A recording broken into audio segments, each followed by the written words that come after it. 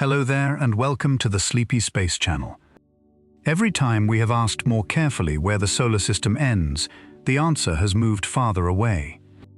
There is not one edge out there, but at least 7, and each one lies beyond the last. The orbit of the final planet. The outer rim of the icy belt. The place where the sun's wind slows, and the place where it stops. The frozen shell beyond that. And the distance at which the sun's gravity finally loses to the galaxy. From the nearest of those to the farthest is a factor of more than 3,000, and the honest answer is the largest one. Tonight we climb that ladder one boundary at a time. If you find these explorations worth your time, a like or a subscribe helps the channel reach others who do. Thank you for being here. But none of this is anything you need to carry tonight. The edge has been exactly that far away for 4.5 billion years, and it will still be there in the morning. Settle in. Let your shoulders soften. Let your breathing slow. Let the day fade away. Let's begin. Part 1. The question that has no single answer. There is a question about the solar system that sounds simple and is not. How far away is the edge of it? Nearly everyone carries an answer to that question without ever having examined it, and the answer nearly everyone carries is wrong by a factor of more than 3,000. That is not a small error. It is not the kind of error that gets corrected by adding a little to the number. It is the kind of error that comes from measuring the wrong thing entirely, and then never being told. The reason is that there is no single edge. There are at least 7 of them. Each one is a real boundary, defended by real physics, and each one lies farther out than the last. The distance you get depends entirely on which boundary you decide to count, and the range of defensible answers spans from about 4 light hours to about 3 light years. That is the unsettling arithmetic at the center of tonight's episode, and it is worth stating plainly at the start. Every time the question is asked more carefully, the answer moves farther away. The familiar picture stops at the orbit of the last planet. That orbit sits about 30 times as far from the Sun as the Earth does, which is roughly 4 light hours out. It is the last place in the solar system with a large world in it, and for most purposes, it is where the diagrams end. The page runs out there. The textbook runs out there. The mental image most people carry runs out there as well, and it feels like a reasonable place to stop, because after the last planet, there is nothing large enough to draw. But the solar system does not stop where the planets stop. Beyond that orbit lies a broad population of icy bodies, tens of thousands of them catalogued and vastly more uncatalogued, stretching outward for another 20 times the Earth-Sun distance. Beyond those lies the boundary where the sun's outward wind slows and stops. Beyond that lies a region where the sun's own material and the galaxy's material meet and press against one another. And beyond all of that, at a distance that dwarfs everything just described, lies the enormous shell of frozen bodies that the sun still holds by gravity alone. Each of these is called the edge of the solar system by someone, and none of them is being careless. A planetary scientist working on the outer bodies will point to the belt. A researcher studying the sun's wind will point to the place where that wind is finally stopped, about 120 times the Earth-Sun distance out. A specialist in orbital dynamics will point to something very much farther and will have the strongest case of the 3. They are not disagreeing about facts. They are measuring different quantities and giving them the same name. The first 4 of those boundaries are all defined by what the sun sends out. Light, heat, wind, magnetic field. These fade with distance in ways that can be measured, and where they fade to nothing, you can reasonably draw a line. The last 3 are defined by something quite different. They are defined by what the sun still holds. Gravity does not fade the way light does, and it does not stop where the wind stops. It reaches out and keeps hold of objects at distances where the sun is no longer anything but a bright star in a dark sky. That change of definition is where the number jumps. Moving from one boundary to the next through the first four gives you a steady climb, roughly a quadrupling each time. Then the definition shifts from wind to gravity, and the number multiplies by 1,000 in a single step. It is a strange feature of this subject that the honest answer is not merely larger than the popular one. It is larger by an amount that makes the popular one look like a rounding error. Here is the scale of the correction, stated once and then set aside for a while.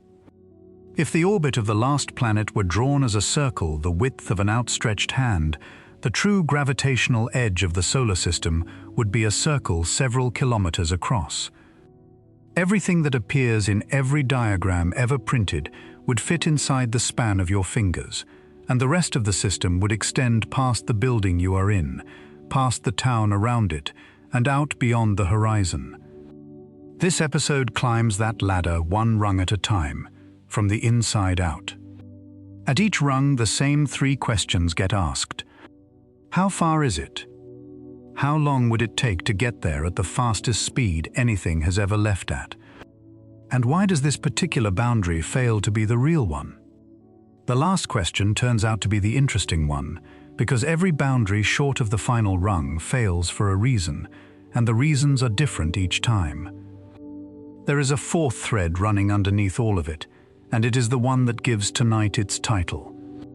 The distance is not simply large. It is arranged in a way that makes arrival impossible in a very specific sense. The nearer boundaries move while you approach them. The farther ones are not surfaces at all, and crossing them produces no visible event of any kind. There is no line out there, no marker, no wall, nothing to see and nothing to touch. When the fastest object we ever built passed out of the sun's wind, nothing changed in its view. The stars did not shift. The event was a change in a particle count, noticed by an instrument and confirmed by argument on Earth more than a year afterward. It is worth saying that no official standard exists for any of this. There is no international body that has ruled on where the solar system ends. Astronomy has agreed on the definition of a planet, on the naming of small bodies, and on a great many other conventions, but on this particular question, it has simply left the matter open. That is why two reputable sources can give answers that differ by a factor of 1,000, and why both are correct. Each has chosen a boundary and stated it accurately. Neither has been overruled because there is nothing to overrule them with. The evidence behind each rung also differs enormously in quality, and that is worth holding on to as we climb. The orbit of the last planet is known to extraordinary precision because the planet is bright enough to track and its motion has been followed for many decades. The outer limit of the icy belt is known from wide-field surveys that have counted objects patiently across large areas of sky. The two boundaries beyond that were measured directly by instruments carried through them aboard spacecraft, which is the strongest evidence of all. And then the evidence thins dramatically. There is a gap in our direct knowledge, stretching from roughly 200 times the Earth-Sun distance out to roughly 2,000, and nothing has ever measured anything inside it. That gap is the least explored volume in the entire solar system, and it lies between us and every boundary that actually matters. The outermost rung is stranger still in terms of what supports it. Not one object has ever been directly observed in the outer shell that surrounds the solar system. Not a single body in any telescope at any wavelength. Its existence is inferred entirely from the behavior of the comets that fall inward out of it, from the directions they come from, and from the shapes of the orbits they arrive on. The largest structure the Sun holds is known to us the way an unseen room is known by the drafts that come out of it. So the answer to how far away the edge is turns out to depend on a prior question that almost nobody asks. What would it even mean to get there? That question has an answer as well, and it is the quietest part of tonight, and we will arrive at it slowly. For now, the beginning of the ladder. The first rung is the one everyone already knows, and it is the shallowest of them all. It is the orbit of the last planet, 4 light hours out, and it is not the edge of the solar system. It is only the edge of the part of the solar system that fits on a page. Part 2. The units break before the distances do. Before the ladder can be climbed, something has to be said about measurement itself, because the first thing that fails out here is not the imagination. It is the units. Ordinary distance words stop carrying meaning long before the solar system stops, and every misunderstanding about the edge begins with a number that was technically correct and completely unusable.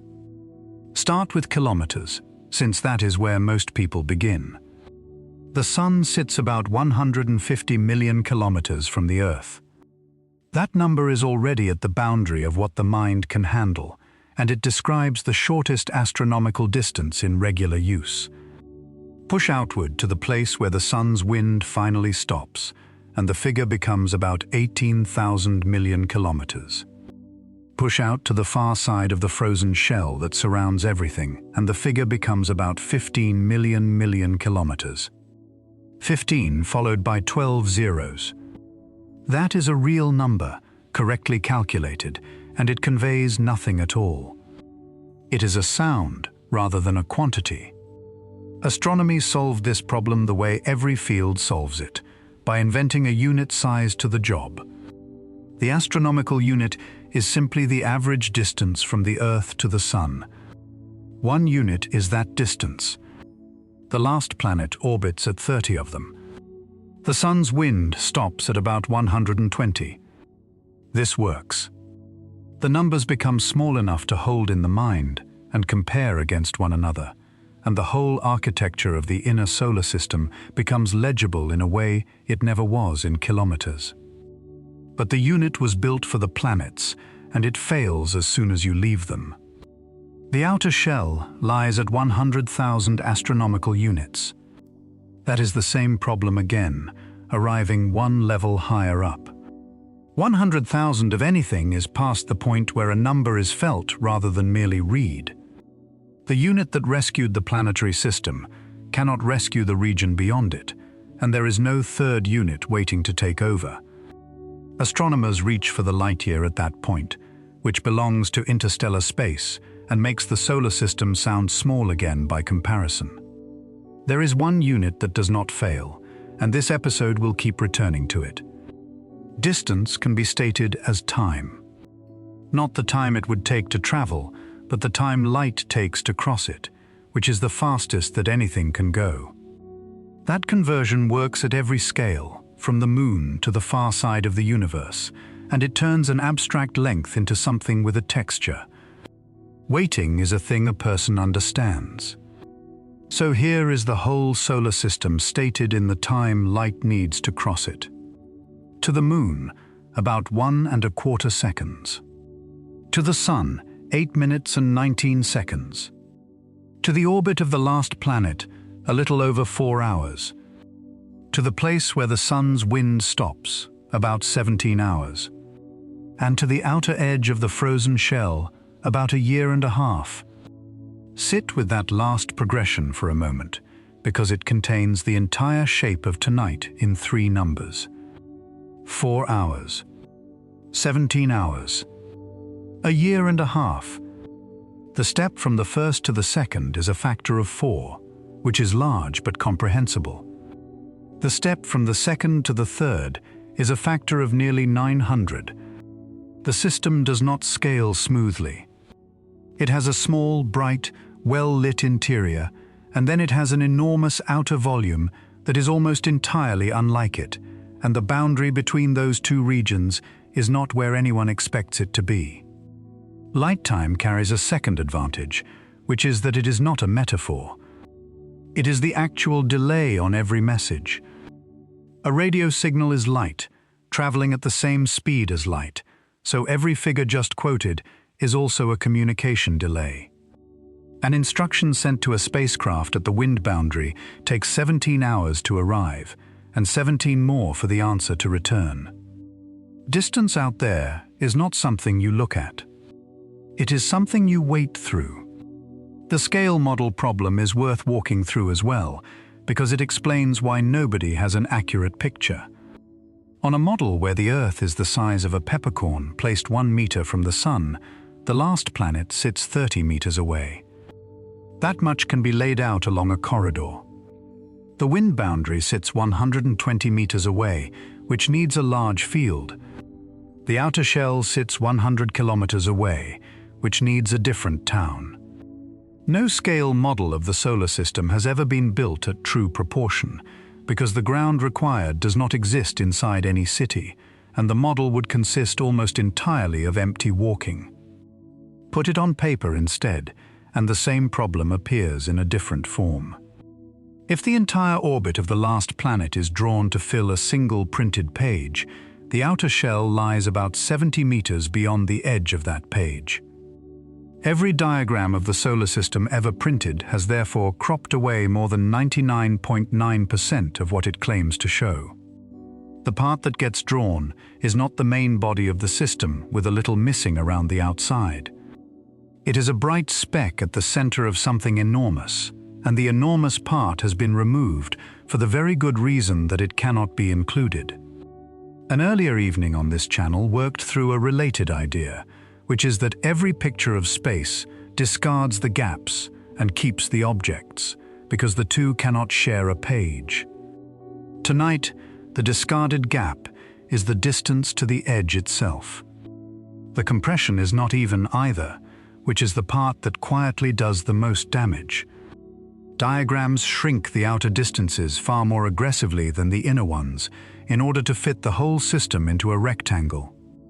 The result is not merely a small picture of the solar system.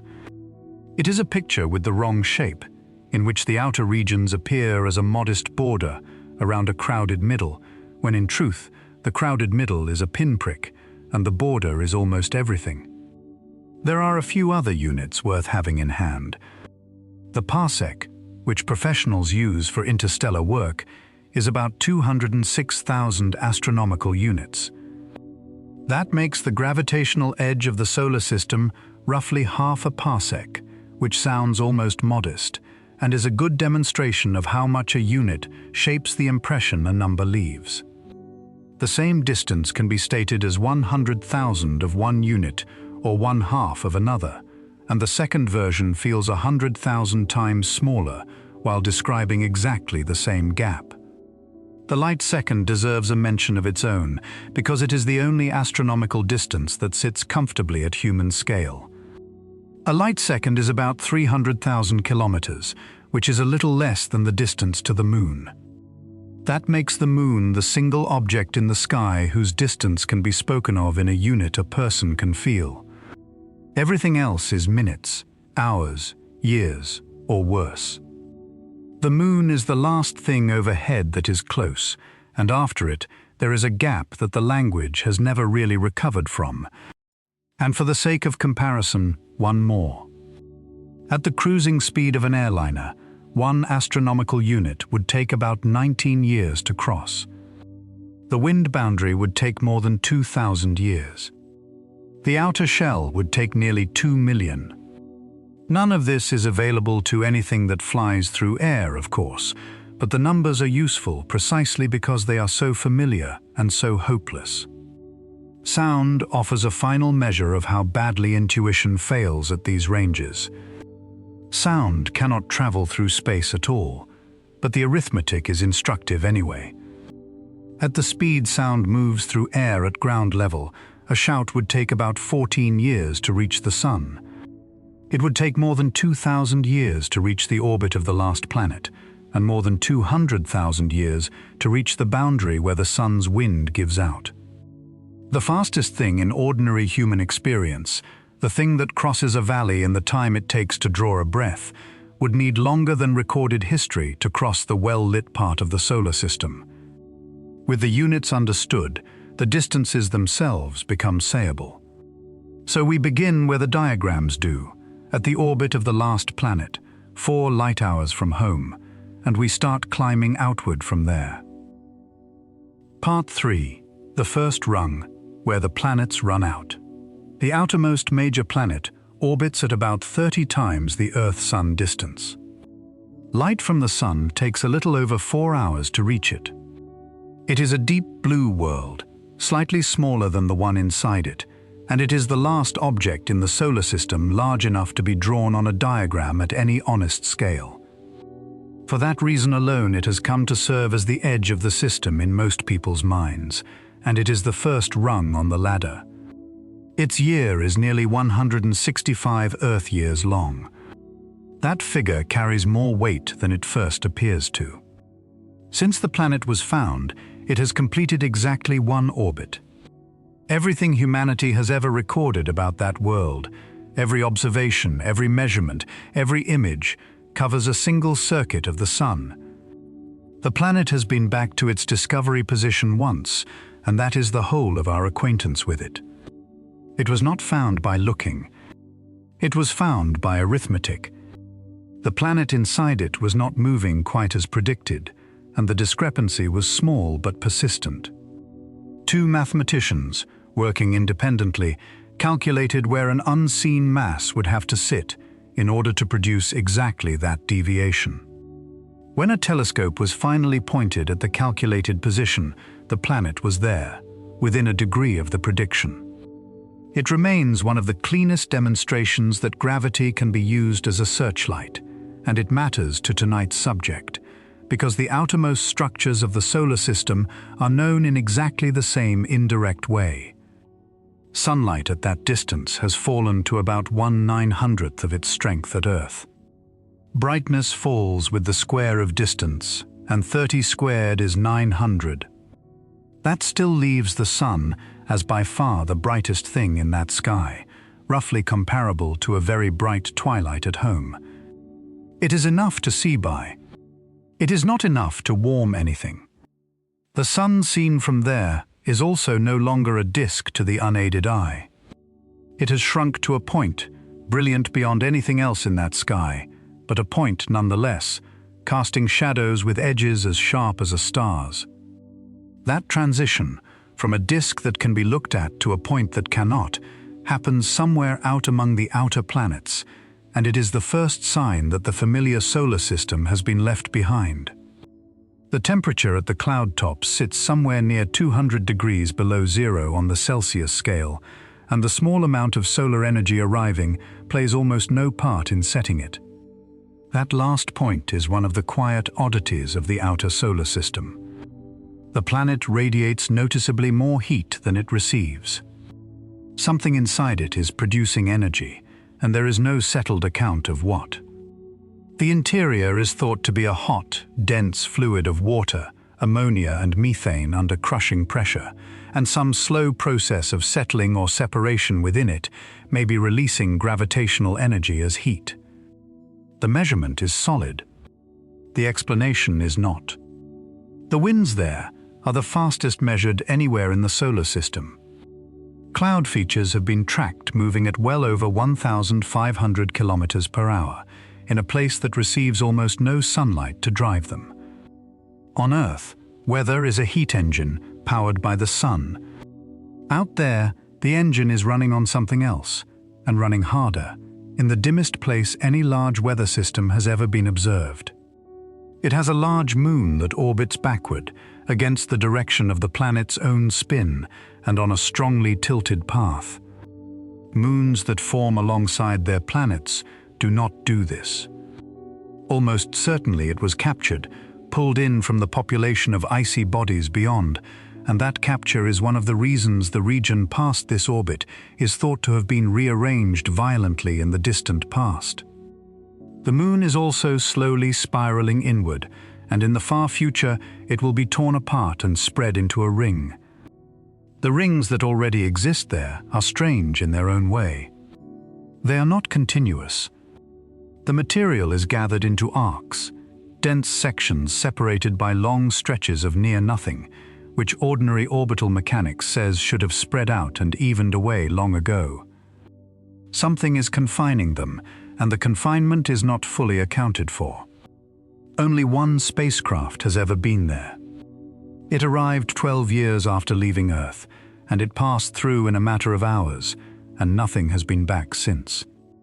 That single encounter is the source of most of what is known about the planet at close range, and it happened only because of an alignment that made it possible to visit the outer planets one after another with a single vehicle. That alignment recurs roughly once every 175 years. It is not something that can be arranged or waited for on any human schedule. It either happens while you have the ability to launch, or it does not. The communication delay during that encounter is worth holding on to, because it previews everything this episode will say later about arrival. Signals took over 4 hours each way. That meant the entire flyby had to be written in advance and loaded into the spacecraft's memory. Nobody could steer it. Nobody could correct a mistake, or ask it to look again at something interesting, or respond to anything it found.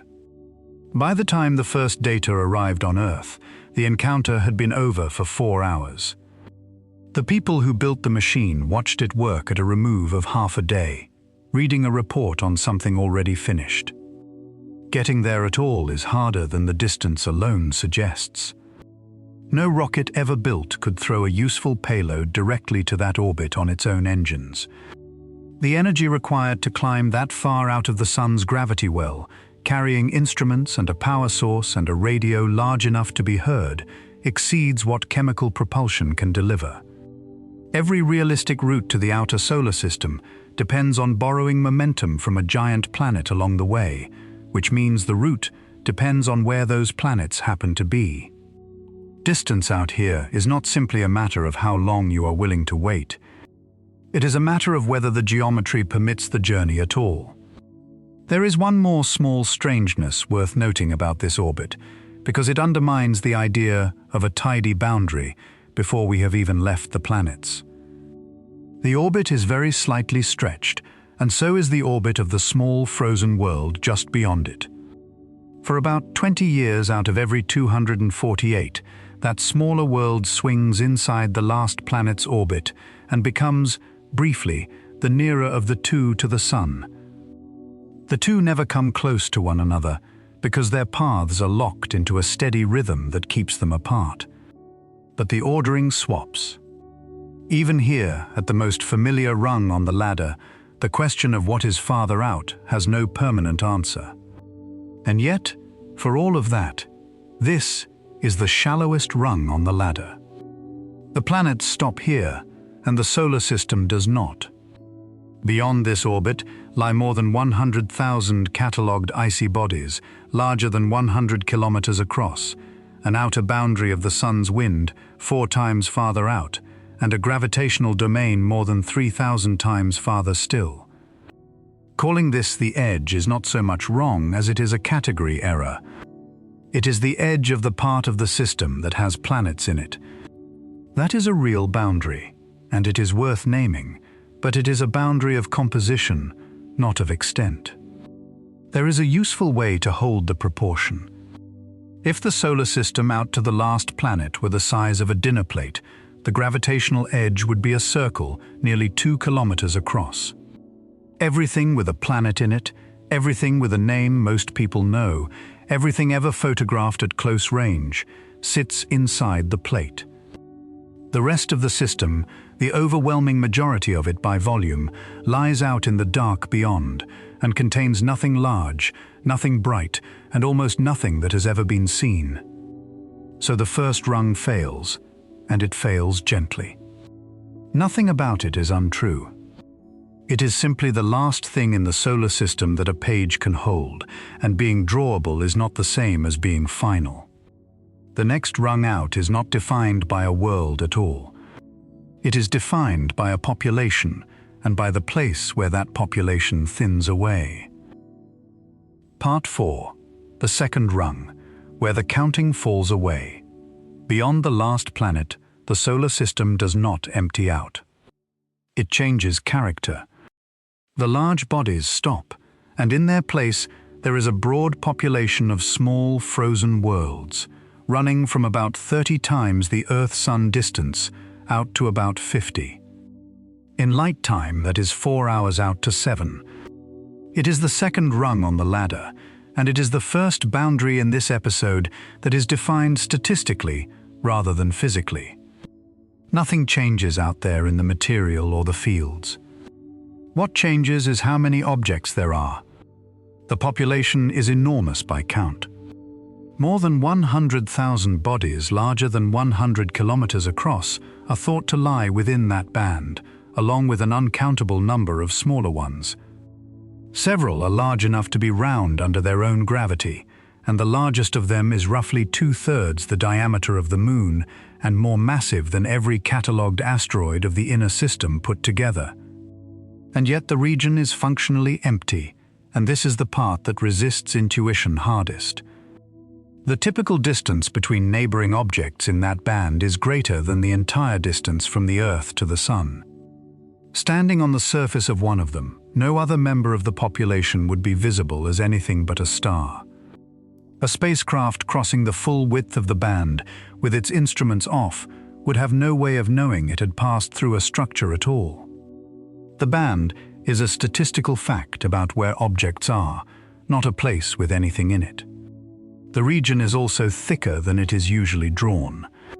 Many of the orbits are tilted, some by tens of degrees, which gives the population a vertical extent of many times the Earth-Sun distance. It is not a ring lying flat.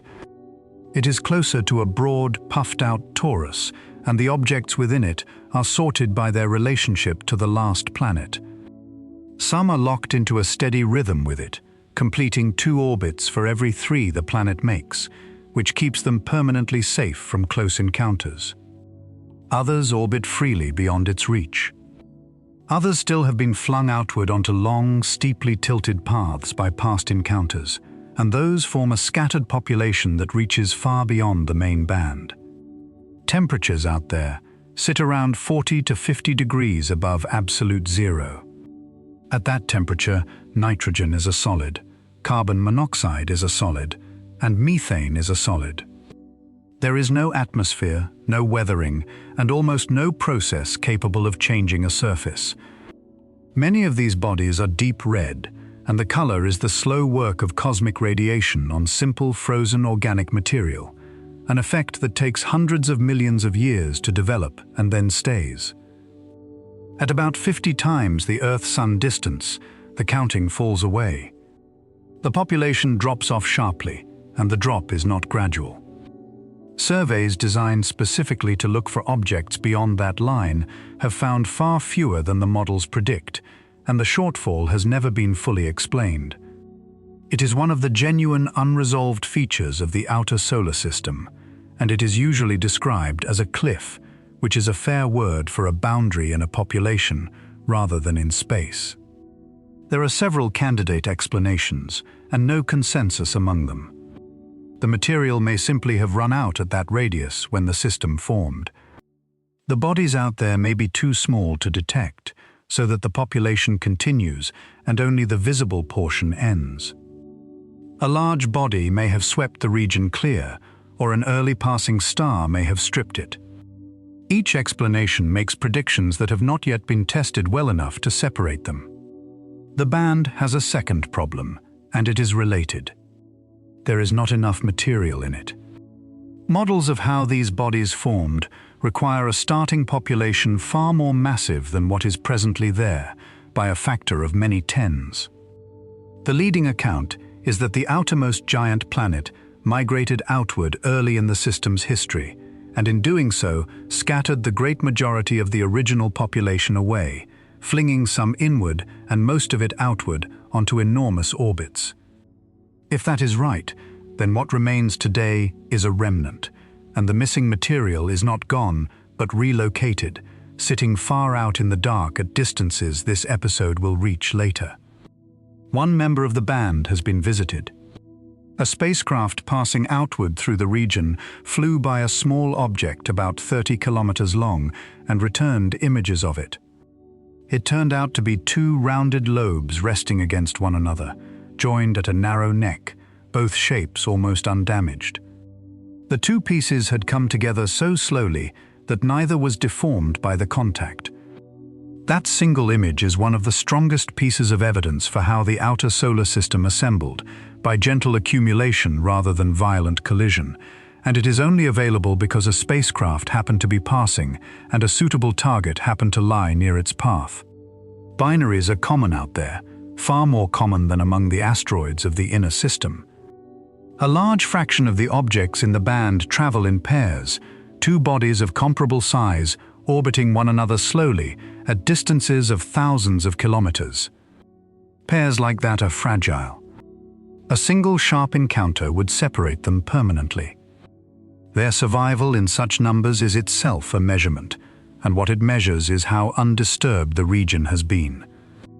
Nothing has come through hard enough to break them apart, in all the time the solar system has existed. The crossing times are worth stating, because they anchor the band in something other than distance. The spacecraft that photographed the contact binary took 9.5 years to reach the region from Earth, traveling faster on departure than anything had before it. It then spent years crossing the band itself, and it is still inside the wider scattered population today, decades after launch, having encountered two objects in all that time. Two encounters, from a population of more than 100,000, in a crossing lasting the better part of a working lifetime. That ratio is the truest description of the region there is. There is also a smaller frozen world in the band that most people know by name, orbiting at an average of about 40 times the Earth-Sun distance and taking 248 years to complete a circuit. Light from the Sun takes about 5.5 hours to reach it. When a spacecraft finally passed it, the images took more than a year to come back to Earth in full, sent in a slow trickle because the data rate at that distance permits nothing faster. That detail belongs to tonight's argument as much as any distance does. The pictures existed, complete, aboard the spacecraft, and the limit on seeing them was not the taking, but the sending. Finding these objects at all is extraordinarily difficult, and the reason is a piece of arithmetic that governs everything about the outer solar system. A body out there is seen by reflected sunlight. The sunlight has to travel out to it, weakening with the square of the distance, and the reflected light has to travel back, weakening with the square again. The result is that brightness falls with the fourth power of distance. Double the distance and an object becomes 16 times fainter. Triple it and the object becomes 81 times fainter. That fourth power penalty is the single reason the outer solar system remains so poorly catalogued, and it gets worse at every rung of the ladder from here outward. So the second rung fails as an edge, and it fails for a specific reason. The counting falls away at 50 times the Earth-Sun distance, but objects continue. The scattered population reaches hundreds of times that distance. A handful of bodies never come anywhere near the band at all. And the missing mass, if the migration account is right, was not destroyed but thrown outward, which means the shortfall in the band is itself evidence that the system extends much farther than the band does. What lies past the cliff, at least in terms of measurable physics, is nothing to do with objects at all. The next boundary is made of the sun's own outward breath and of the place where that breath finally slows. Part 5. The third rung, where the sun's breath slows.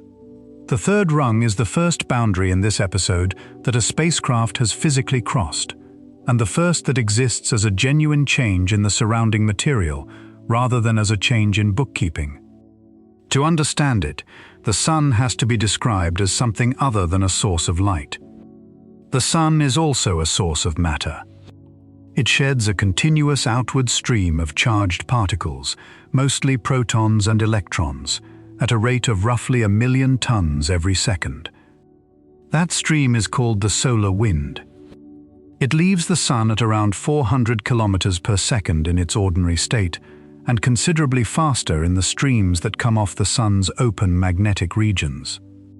It has been blowing without pause for the whole life of the sun, and it is still blowing now, past the Earth, past the planets, outward in every direction.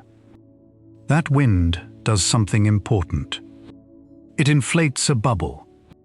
As it streams outward, it pushes back the thin gas of the surrounding galaxy, carving out a volume in which the material is the sun's own, rather than the region's.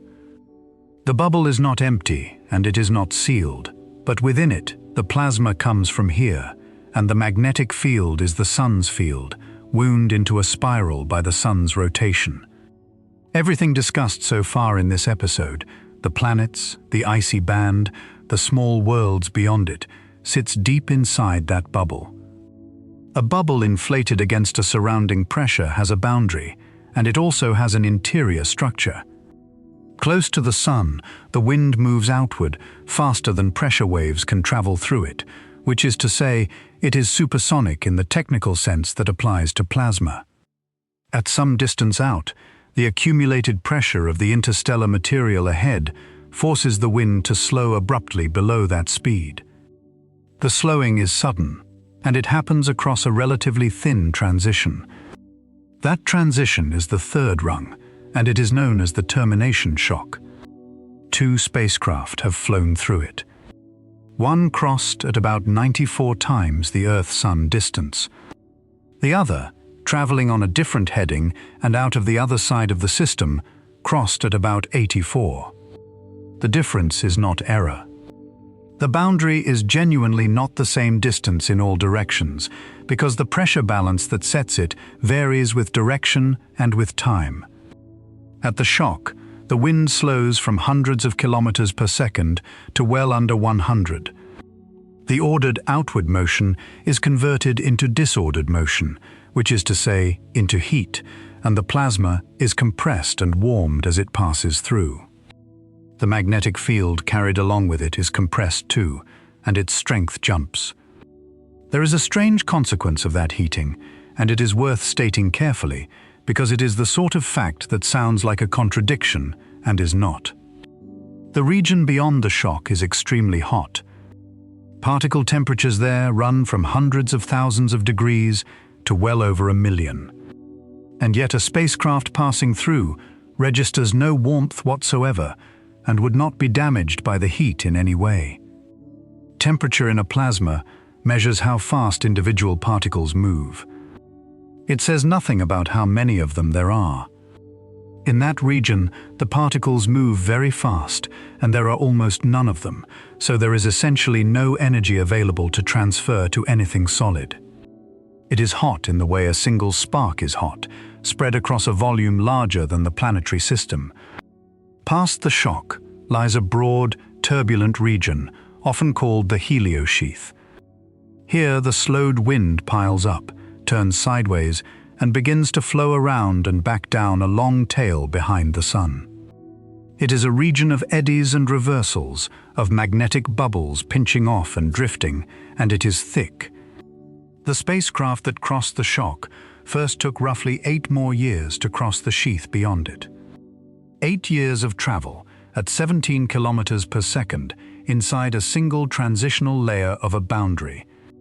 The shock does not stay still. The sun's activity rises and falls on a cycle of about 11 years, and the pressure of the wind rises and falls with it. As it does, the whole bubble inflates and contracts, and the shock advances and retreats by several times the Earth-Sun distance. That is not a small motion compared to the progress a spacecraft makes. Anything traveling outward at 3.5 times the Earth-Sun distance per year can spend a substantial part of a decade gaining ground that the boundary then takes back. It is also not a smooth surface. It ripples, and it washes back and forth like a shoreline. Both spacecraft recorded not one crossing but several, passing out through the shock and then finding themselves inside it again as the boundary moved over them. The idea of a single crossing event, of a line passed once and left behind, does not survive contact with the measurements. The approach to the shock was visible in advance, and the way it was visible is worth describing. The sun's bubble acts as a shield against the high-energy particles that fill the galaxy. Those particles, arriving from distant violent events, are partly deflected by the magnetic field carried in the solar wind, and the deeper inside the bubble you are, the fewer of them get through. As a spacecraft travels outward, that shielding thins, and the count of galactic particles climbs steadily. Long before either spacecraft reached the shock, the instruments were watching that count rise, year after year, like a tide coming in. The boundary announced itself as a gradient rather than as an event, and the crossing was expected for years before it happened. There is also a way of mapping the boundary without going anywhere near it. Neutral atoms drifting in from the galaxy sometimes exchange an electron with a fast-charged particle in the sheath, and the result is a fast neutral atom that is no longer bound by any magnetic field. It flies off in a straight line, and some of those lines lead back into the inner solar system, where an instrument in orbit near Earth can catch them. Counting them by direction produces an image of the boundary drawn in particles rather than in light. The first such maps produced something nobody predicted. Across the sky ran a narrow band of unusually bright emission, arcing over the entire boundary, and no model had anticipated it. Its origin is still argued over. The clearest picture we have of the edge of the sun's bubble contains a feature we cannot yet account for. The sheath itself has no single thickness. On the leading side, where the sun pushes into the surrounding gas, it is thought to run several tens of times the Earth-Sun distance. On the trailing side, where the material streams away behind, it may extend for hundreds or thousands. Inside it, the magnetic field carried out from the sun appears to break up into a foam of self-contained bubbles, each perhaps 100 million kilometers across, pinched off from the field lines and drifting independently. If that picture is right, then the outer layer of the sun's protection is not a smooth shell at all, but a froth, and particles from the galaxy find their way in through the gaps between the bubbles. There is one further complication, and it is a painful one. Of the two spacecraft, only the second had a working instrument capable of measuring the speed and density of the plasma directly. The first had lost that instrument decades earlier. Its crossing had to be reconstructed indirectly, from the behavior of energetic particles and from the magnetic field, and the reconstruction was argued over for a considerable time. The most important boundary crossing in the history of exploration was inferred rather than measured, because the relevant instrument had failed long before the spacecraft arrived. One more piece of arithmetic belongs here, and it is the most quietly humbling number in this part. The solar wind itself, traveling at 400 kilometers per second, covers the distance from the sun to the shock in about a year and a half. The sun reaches its own boundary in 18 months. Our fastest departing spacecraft required more than a quarter of a century to reach the same place. The wind is more than 20 times faster than anything we have ever launched, and the wind is not even the fast thing in this story. So the third rung fails as well. The shock is where the wind slows, not where it stops, and not where the sun's influence ends. Light continues outward. The magnetic field continues outward. Gravity continues outward for a distance so much greater that the shock is barely 0.1% of the way there. What the shock marks is the first place where the solar system meets resistance, and the beginning of a long, thick, turbulent frontier, rather than the end of anything. Part 6. The fourth rung, the boundary we agreed to call the edge. The fourth rung is the one the world settled on. When a spacecraft was announced to have left the solar system, this was the boundary it had crossed. It lies at about 120 times the Earth-Sun distance, some 17 light-hours out, and it is called the heliopause. It is the place where the solar wind finally stops being the dominant material and the galaxy's material takes over. The physics is a balance. Inside, the sun's wind pushes outward. Outside, the interstellar plasma pushes back. Where the two pressures match, there is a surface, and across that surface the plasma changes ownership. On the inner side, the particles came from the Sun. On the outer side, they came from the galaxy. That is the whole of the definition, and by the standards of astronomy, it is an unusually clean one. The first spacecraft crossed it at about 122 times the Earth-Sun distance, roughly 35 years after leaving Earth. The second crossed at about 119, roughly 41 years after leaving. Two vehicles, launched 16 days apart, arrived at the same boundary 6 years apart, at slightly different distances, on opposite sides of the solar system. Between them, they turned a theoretical surface into a measured one. Consider what those numbers mean in human terms before moving on. 35 years is most of a working life. The people who built the first spacecraft and aimed it were, for the most part, no longer working when it arrived, and a good number of them were no longer alive. The vehicle was designed to survive 4 years. It reached the boundary 31 years after its warranty expired, and it is still transmitting today, approaching the 50th anniversary of its launch. The distance to the fourth rung is not measured in kilometers in any way that matters. It is measured in careers. The crossing itself was detected as a change in numbers.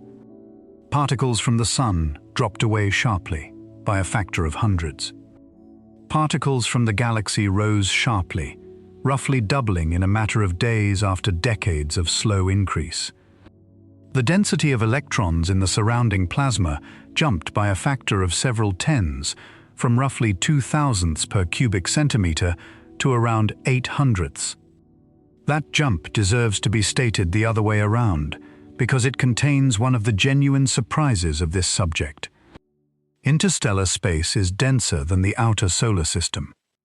Leaving the Sun's bubble means moving into thicker material, not thinner. The wind has been holding the galaxy's gas back, and the volume it has cleared is emptier than the region surrounding it. For anyone who imagines the solar system as a crowded island in a vacuum, the measurement inverts the picture. The island is the vacuum. The sea outside is denser, by a factor of 40 or more. The confirmation of the first crossing took more than a year of argument, and the reason is the instrument failure mentioned earlier. Without a working plasma detector, the density outside could not be measured directly. What saved the result was an accident of solar behavior. A large outburst from the Sun traveled outward, took over a year to arrive, and struck the plasma surrounding the spacecraft. The plasma rang, the way any medium rings when struck, and the pitch of that ringing depends on how dense the medium is.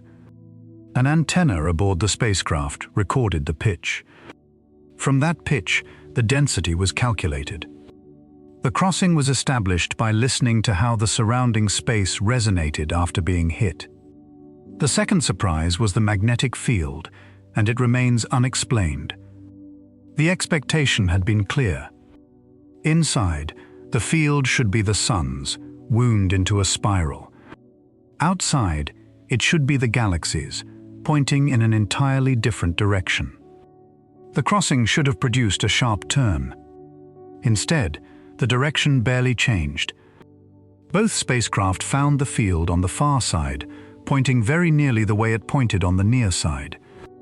Something is combing the two fields into alignment near the boundary, and there is no settled account of what. The bubble the boundary encloses is not a sphere, and the word heliosphere is misleading in that respect. The Sun is moving through the surrounding gas at roughly 23 kilometers per second, and anything moving through a fluid is blunt in front and drawn out behind. On the leading side, the boundary sits at about 120 times the Earth-Sun distance. Behind, it trails away into a tail whose length is not known, with estimates running from several hundred to several thousand times that distance. Both departing spacecraft left through the leading face, which is by far the shortest way out. Had either been aimed the other way, it would still be inside the bubble now, and would remain inside it for centuries. Some models make the shape stranger still. If the sun's magnetic field pinches the outflowing material inward on two sides, the result is not a long tail at all, but two lobes, giving the whole structure something closer to the shape of a croissant. Others hold to the classic comet-like form. The disagreement is not trivial, because it changes the answer to how far the sun's wind reaches by a factor of many, depending on the direction you choose to measure. The boundary is also porous, and this matters for how genuinely it separates anything. Only charged particles are stopped by it. Neutral atoms carry no charge, feel no magnetic field, and pass straight through as if nothing were there. A steady wind of neutral helium from the surrounding interstellar cloud blows through the entire solar system continuously and has been measured passing the Earth. Interstellar dust grains do the same. The galaxy's atmosphere is not held at the boundary. Part of it is already here and always has been, drifting through the space between the planets while the wind pushes uselessly against the charged remainder. And here is the fact that gives tonight its title, delivered in the plainest possible way. Nothing was visible. There was no wall, no shimmer, no structure, no light, no change whatsoever in the view. The stars were identical on both sides. The sun was identical on both sides, still by far the brightest object in that sky, still a point rather than a disk, still casting the same faint light. A camera pointed in any direction would have returned the same image before the crossing and after it.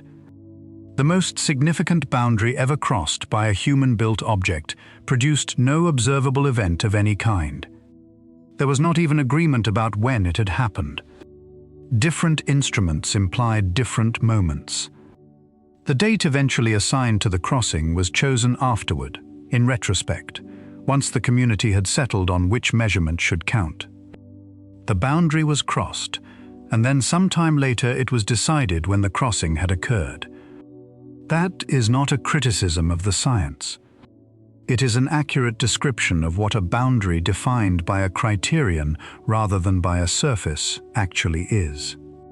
It is worth pausing here because this is the hinge of the whole ladder. Look back at what has been climbed. The orbit of the last planet, 30 units out. The outer rim of the icy band, 50. The termination shock, about 85. The heliopause, about 120. Those numbers form a steady progression, each roughly a small multiple of the one before, and together they describe a system that feels bounded and knowable. Everything up to this point is measured in hours of light time. Everything up to this point has been physically visited. Now the definition changes, and with it, the scale. Every rung so far has been defined by something the sun sends out, and everything the sun sends out weakens with distance and eventually gives way. But the sun holds things too, and gravity is not stopped by a pressure balance. It does not care where the wind ends. There are objects that unambiguously orbit the sun, that formed with the sun, that return to the sun on schedule, and that spend nearly all of their existence far outside the boundary just described. A comet at the distant end of its orbit is a member of the solar system by every reasonable definition, while sitting 1,000 times farther out than the place we agreed to call the edge. So the fourth rung fails as well, and it fails in the largest way of any rung on the ladder. It is not the edge of the solar system. It is the edge of the solar wind, which is a different thing wearing the same name. The distance to the true boundary is not 120 times the Earth-Sun distance. It is closer to 100,000, and the remaining climb is longer than everything covered so far by a factor of nearly 1,000. We have been traveling for 6 parts, and we are not yet 1/10 of 1% of the way out. Part 7, the 5th rung, the wall on the other side of the wall. Just outside the boundary described in the last part, there is something else. It has never been flown through, and it may be the last structure of the Sun's making that anything we have built will ever encounter. It is called the hydrogen wall, and it exists because the galaxy has to get out of the way. The Sun moves through the surrounding interstellar cloud, and that cloud contains neutral hydrogen atoms. Charged particles are turned aside by the magnetic field at the boundary, but neutral atoms pass straight through it, as described a moment ago. What happens instead is subtler. As those neutral atoms drift into the outer layers of the Sun's bubble, some of them exchange an electron with a fast-moving charged particle, and in that exchange, they lose their original speed and take on a new one. The population as a whole is slowed and deflected, and in being slowed, it piles up. The result is a shell of compressed neutral hydrogen just outside the boundary, denser than the medium beyond it and denser than the region within. It has been detected twice, in two quite different ways. From inside the solar system, it shows up as an excess of ultraviolet glow in a particular direction, the light of hydrogen atoms scattering sunlight back at us. That measurement is difficult because the inner solar system has its own hydrogen glow that swamps the signal.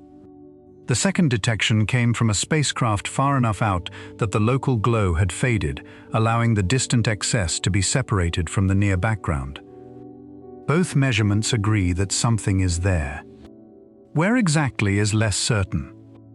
Estimates place the wall somewhere between about 130 and 230 times the Earth-Sun distance on the leading side, which is to say between roughly 18 and 32 light-hours out. The uncertainty is large because the measurement is indirect and the structure is diffuse. It is not a wall in any physical sense. It is a region where a thin gas becomes slightly less thin, spread across tens of times the Earth-Sun distance. Beyond that, there may be a bow wave. For a long time, it was expected that the Sun, moving through the galaxy's gas, would drive a sharp shock ahead of itself, in the way a supersonic aircraft does. That expectation has largely been abandoned. Careful measurements of how fast the Sun is actually moving relative to the local cloud and of the strength of the magnetic field in that cloud suggest the motion is too gentle for a true shock to form. What is expected instead is a gradual ramp of increasing pressure, a wave rather than a break. The Sun does not tear through its surroundings. It leans into them. The tail behind is the least known part of the whole structure. Nothing is traveling in that direction, and nothing is likely to. Estimates of its length run from several hundred to several thousand times the Earth-Sun distance, and there is no way to choose between them from inside. All that can be said with confidence is that the Sun's influence extends much farther behind it than in front, and that the shortest exit from the bubble is the one both departing spacecraft happen to take. There is a way of seeing the whole boundary without leaving home, and it deserves a fuller description than it usually gets, because it is one of the more elegant ideas in the study of the outer solar system. The boundary region is full of fast-charged particles trapped by magnetic fields, and it is also full of slow neutral atoms drifting in from the galaxy. Occasionally, one of the fast particles steals an electron from one of the slow atoms. The fast particle becomes neutral, and the instant it does, the magnetic field loses all hold on it. It flies off in a perfectly straight line at whatever speed it happened to have, and a fraction of those lines lead inward across the entire width of the solar system to a detector in orbit around the Earth.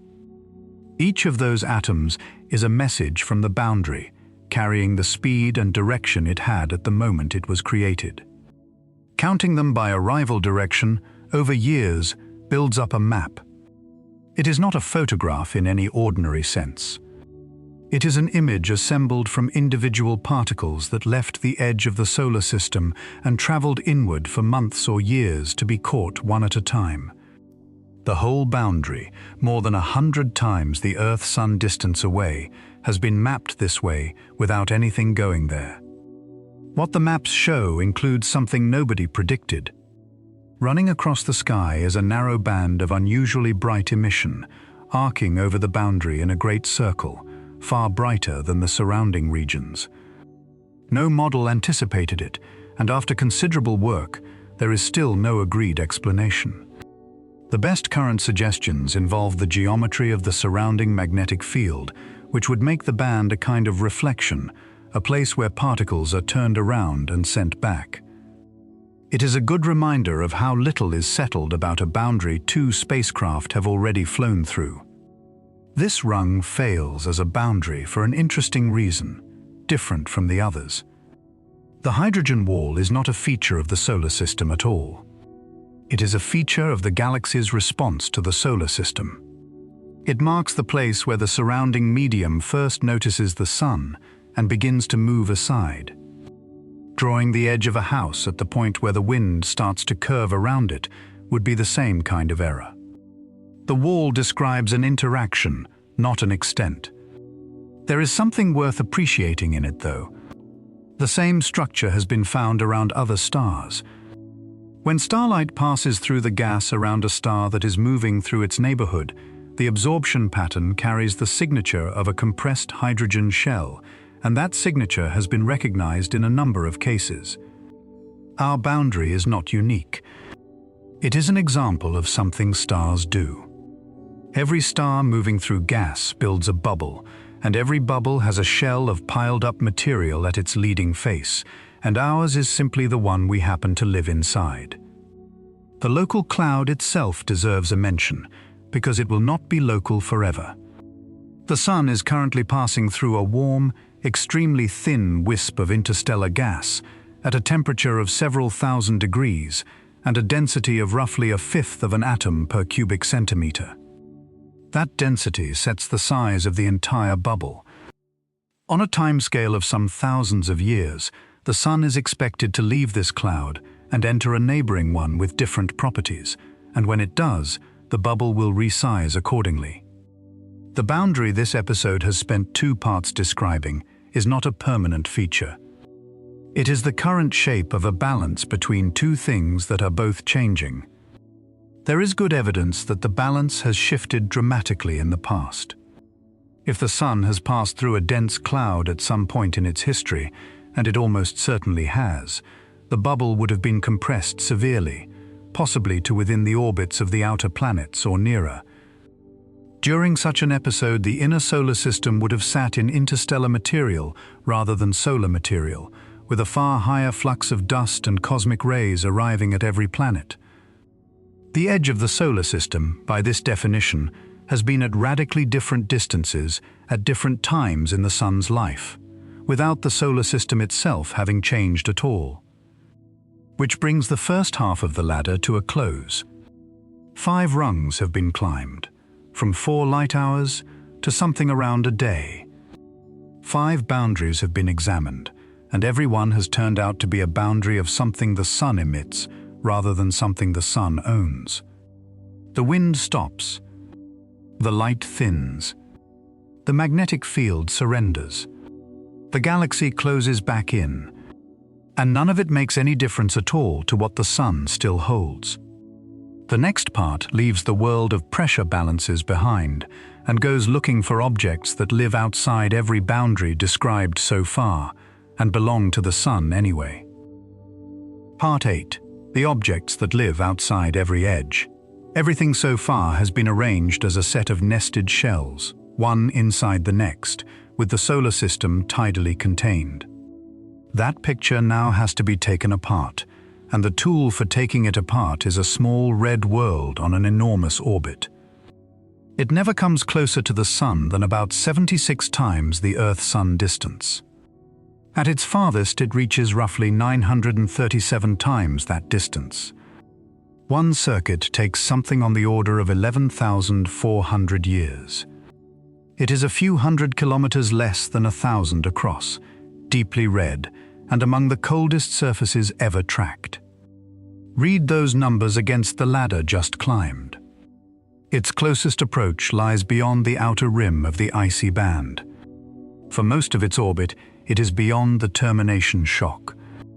For the great majority of its orbit, it is beyond the heliopause, out in galactic plasma, entirely outside the bubble that this episode spent 2 parts establishing as the edge of the solar system. And yet nothing about it is ambiguous. It orbits the Sun. It formed with the Sun. It returns on a schedule. It is a member of the solar system in every sense that means anything, and it spends almost none of its existence inside any of the boundaries we have drawn. It is also, at this moment, near the closest point of its orbit. That is worth sitting with. Right now, it is as easy to observe as it will be for thousands of years, and it is still more than twice as far away as the last planet. Within a few centuries, it will begin the long climb outward, and it will fade beyond the reach of any telescope now imaginable, and it will not return to this position until long after every language currently spoken has changed beyond recognition. We happened to look during the brief window in which it was findable. Its orbit cannot be explained by the solar system as it exists today. This is the important part. Nothing among the known planets could have lifted its closest approach to 76 times the Earth-Sun distance. The outermost giant planet can fling objects outward, but the objects it flings keep coming back in, close to where they were thrown from. To detach an orbit, to raise its near point far beyond the planets and leave it there, requires something else entirely. There are 3 serious candidates, and no way yet to choose between them. The first is a star that passed close to the young solar system at a time when the Sun had not yet drifted away from the cluster it formed in and lifted the orbit gravitationally in passing. The second is the crowded environment of that birth cluster itself, where many stars passed near many times, and the combined effect over a few 100 million years did the work. The third is an undetected massive body far out, still present, still shaping orbits today. Several other objects share the same peculiarity. They have near points too far out for the known planets to have placed them, and far points ranging from hundreds to over 1,000 times the Earth-Sun distance. A subset of them appear to have orbits that are aligned with one another, pointing in a similar direction in space, and clustering like that does not usually happen by chance. The honest state of the question is that we do not know whether the clustering is real. Every object in the sample was found by a survey, and every survey looks at some parts of the sky more than others, for longer, at better seasons, from better sites. An apparent alignment can be produced entirely by where the telescopes happen to point. Statistical tests have been run in both directions and have not settled the matter. The sample is small, the biases are difficult to model, and reasonable researchers hold opposite positions. That is an ordinary situation for a science to be in, and it deserves to be described without any pretense that it is more dramatic than it is. What matters for tonight is not the resolution, but the implication, which stands either way. Membership in the solar system is a gravitational relationship, not a location. An object is part of this system if the Sun holds it, and the Sun holds things at distances where every boundary described so far has been left far behind. You cannot draw a surface and say the solar system is what lies inside, because the solar system has members that are outside almost all the time. There is a useful distinction between 2 kinds of distant object, and it is the distinction that makes this part of the sky interesting rather than merely remote. The first kind is scattered. Objects in this group were thrown outward by an encounter with the outermost giant planet, and the signature of that history is written into their orbits. However far out they go, they still come back to the neighborhood of the planet that threw them. Their near points remain within reach. They are travelers who always return to the same doorstep. The second kind is detached. Their near points are too far out for any known planet to have set them, which means they cannot have been placed there by the system as it now exists. Something acted on them and then stopped acting, or acted once and left. The difference between scattered and detached is not a difference in distance, Both groups reach enormous distances. It is a difference in what could have made them, and the detached objects are interesting precisely because the answer is not available. A further point about time is worth making here. An object with an 11,000-year period has completed roughly 400 orbits since the solar system formed. 400. The Earth has completed more than 4 billion.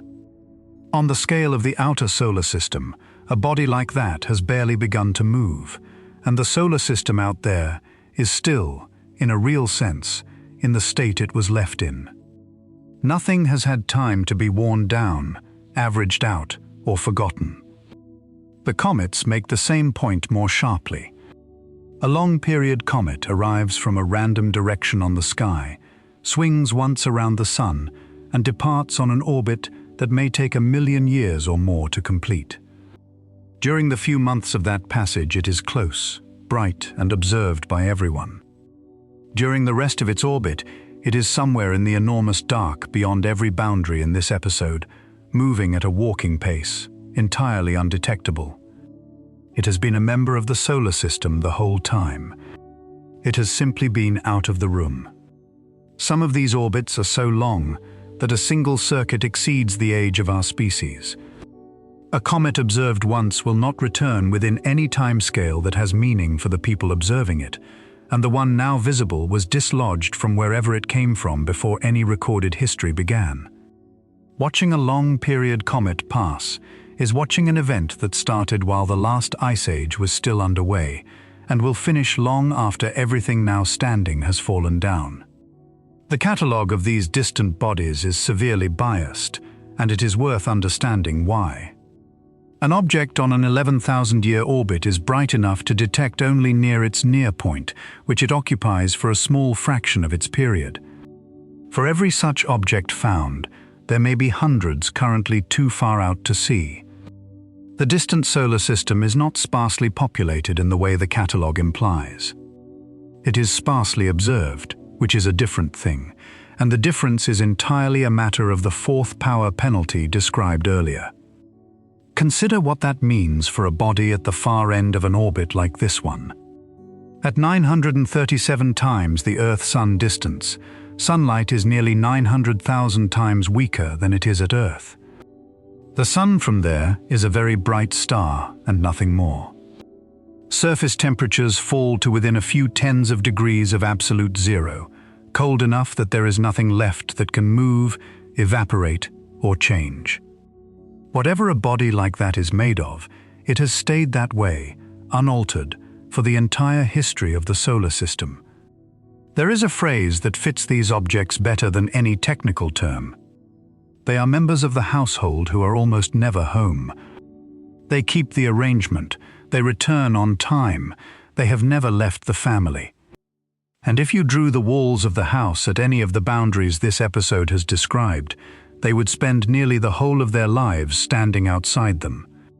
Which means the ladder cannot stop where the wind stops. It has to keep going, out to whatever distance the sun's grip finally fails, and that distance is where the next two parts are going. Part 9. The sixth rung, the shell that takes 30,000 years to cross. The sixth rung is the largest structure the Sun holds, and it is the least observed thing in the solar system.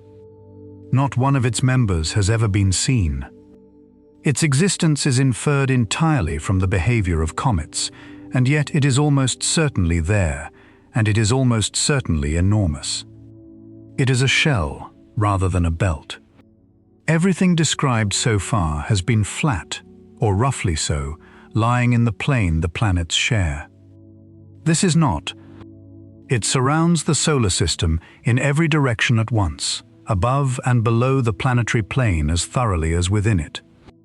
If it could be seen from outside, the solar system would look like a faint spherical haze with a bright speck at the center, and the speck would contain every planet and every object this episode has so far named. Its inner region is often placed at around 2,000 times the Earth-Sun distance, though some models begin it nearer to 1,000 and others farther out. That portion is somewhat flattened, disc-like, more strongly held by the Sun, and more organized in its motions. Beyond that, the shell becomes genuinely spherical, and it extends outward to something on the order of 100,000 times the Earth-Sun distance. That is roughly a light-year and a half. Convert those numbers into light time, and the character of the place changes. The inner boundary is about 11 days of light travel from the Sun. The outer boundary is about a year and a half. Every previous rung on this ladder was hours.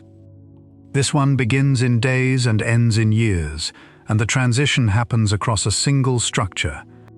The number of bodies within it is usually estimated in the range of hundreds of billions to a few trillion, counting objects larger than about a kilometer across. Most are mountain-sized lumps of water ice, ammonia ice and methane ice mixed with dust, dark and cold, and entirely inert. The total mass of the whole shell is nonetheless small, on the order of a few times the mass of the Earth at most, and possibly considerably less. Hold those two numbers together, because their combination is the point of this part. A trillion objects, and a total mass of a few Earths, spread through a volume so large that the entire planetary system would be an invisible dot within it. The typical distance between neighboring bodies in the outer shell is estimated at tens of millions of kilometers, which is comparable to the distance between the Earth and Venus at their closest. Standing on one of them, no other member of the shell would be visible. The largest structure in the solar system is, from the inside, indistinguishable from empty space. The bodies within it did not form where they are. They formed among the giant planets, in the crowded middle of the young solar system, and they were thrown outward by close encounters with those planets over the first few 100 million years. Once out there, passing stars and the tide of the galaxy itself lifted their near points and randomized the orientations of their orbits until the flattened swarm became a sphere. The outermost structure of the solar system is therefore made of material from the middle of it, relocated. The missing mass of the icy band, discussed several parts ago, is very likely sitting out here. Some of it may not be the Sun's at all. Stars that form in the same cluster pass close to one another repeatedly while the cluster is still bound, and loosely held bodies can be exchanged between them. A fraction of what the Sun holds out there may have formed around a different star entirely, captured during the crowded early period and never returned. There is no way at present to tell which bodies these would be, but the process is well enough understood that the fraction is unlikely to be zero. Now the arithmetic that the whole episode has been building toward. The fastest departing object ever built is currently about 167 times the Earth-Sun distance from the Sun, moving outward at roughly 17 kilometers per second. In the units that suit this discussion, that is about 3.5 times the Earth-Sun distance per year. It covers a single astronomical unit in about 100 days. At that speed, reaching the inner boundary of the shell, as it is most commonly drawn, will take about 300 years. If the inner boundary is drawn at the more conservative figure of 2,000 times the Earth-Sun distance, the answer is closer to 500 years. 300 years is longer than most nations have existed in their current form. It is roughly the time since the first practical steam engines. Nothing built by human hands has ever operated continuously for that long, and nothing is expected to. The spacecraft in question will have been silent for more than 2.5 centuries by the time it arrives, and there will be no arrival, because there will be nothing aboard capable of noticing. And then there is the crossing itself. Traveling from the inner edge of the shell to its outer edge at the same steady 17 kilometers per second takes something on the order of 30,000 years. That figure deserves to be set against something human, and there is a good comparison available. 30,000 years is roughly the age of the oldest cave paintings. It is longer than agriculture, longer than writing, longer than cities, longer than every civilization that has ever risen and fallen, all added together and several times over. It is a span of time across which the constellations themselves visibly change shape as the stars drift on their own separate paths. For that entire crossing, the spacecraft will encounter nothing. Not a body, not a grain, not a shadow. The shell is dense only in the sense that it contains a great many objects. In the sense that matters to anything traveling through it, it is empty, and it is empty by an enormous margin. Passing through the largest structure in the solar system and passing through open space are, experimentally, the same experience. 30,000 years of travel through the middle of it, and not one thing will come near enough to see. It is worth adding what the spacecraft would see during those 30,000 years, because the answer is a kind of measure in itself. The sun would be a star. Bright, certainly the brightest in that sky, but a star, giving no disk and no warmth, and slowly dimming across the crossing until by the far side it would be merely one of the brighter points among many. The constellations would drift and reshape. The Milky Way would look much as it does from here. And the solar system, the entire arrangement of planets and belts and boundaries this episode has spent 9 parts describing, would be invisible, collapsed into that single point of light, indistinguishable to any eye from an ordinary star. There is one more consequence of the shell being spherical rather than flat, and it shows up in the comets. Objects from the icy band, which is flat, arrive in the inner solar system moving roughly the way the planets move, in the same plane and the same direction. Objects from the shell do not. They arrive from any direction at all, at any inclination, and a good fraction of them travel around the sun the wrong way, against the general rotation of everything else. A comet on a backward orbit is a comet from the outer shell, and its path is a direct readout of a structure that has been thoroughly randomized by external influences over billions of years. Orbits out there are correspondingly slow. A body at the outer reaches takes millions of years to complete a single circuit of the sun. The sun's gravity at that distance is roughly 10,000 million times weaker than it is at Earth. It is still enough to hold. It is not enough to hold firmly, and that fact becomes the subject of the next rung. Because the sun's grip is so weak out there, the shell is not governed by the sun alone. The galaxy's own gravity varies across the width of the shell, and that variation, the galactic tide, measurably reshapes the orbits within it. Passing stars stir it further. A small binary star is thought to have passed through the outer shell within the span of human existence, at a distance of roughly 50,000 times the Earth-Sun distance. Another star is expected to pass far closer in the distant future, coming within perhaps 10,000 times that distance, well inside the shell, and it will almost certainly dislodge a great many bodies onto inward paths. This is how the shell announces itself. Something out there is nudged, and it begins to fall. The fall takes hundreds of thousands or millions of years. Eventually the object arrives in the inner solar system, grows a tail, is observed, and is gone again. Every long-period comet ever seen is a message from a structure nobody has ever laid eyes on, and the arrival directions of those messages, spread evenly across the whole sky, are the reason we know the structure is a sphere. Part 10. The 7th rung, where the sun finally loses. The last rung is the honest one. It is the only boundary in this episode that does not fail, and it is defined not by anything the sun emits, but by the point at which the sun stops winning an argument. Every object in the solar system is being pulled by the sun, and also by everything else. The galaxy pulls. The nearest stars pull. Close to home, the sun's pull dominates so completely that the others can be ignored entirely. Far out, they cannot. There is a distance at which the combined pull of everything else finally matches the sun's, and beyond that distance, an object is no longer held. That distance is the true edge of the solar system, and it is the only definition under which the long-period comets are unambiguously members.